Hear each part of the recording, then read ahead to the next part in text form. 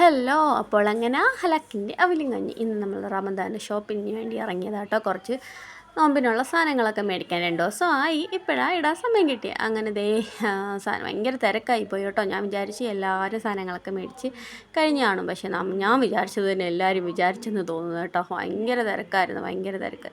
അങ്ങനെ നമുക്ക് നോമ്പ് തുറയ്ക്കുള്ള സാധനങ്ങളെല്ലാം ഒരുവിധമായിട്ടുണ്ട്. അങ്ങനെ കുറച്ച് സാധനങ്ങളൊക്കെ മേടിച്ച്, പിന്നെ കോഴിക്കോട്ട് കുറച്ച് നമ്മൾ സ്നാക്സ് ഐറ്റംസ് ഒക്കെ ഉള്ളൂ, പൊരിപ്പ് ഐറ്റംസ്, അങ്ങനത്തെ കുറച്ച് സാധനങ്ങളൊക്കെ ഉണ്ടായിരുന്നു. അതൊക്കെ മേടിച്ച്, പിന്നെ മെയിനായിട്ട് ഈത്തപ്പഴം, ഫ്രൂട്ട്സ് അതൊക്കെ മേടിക്കാൻ ഇറങ്ങിയത്.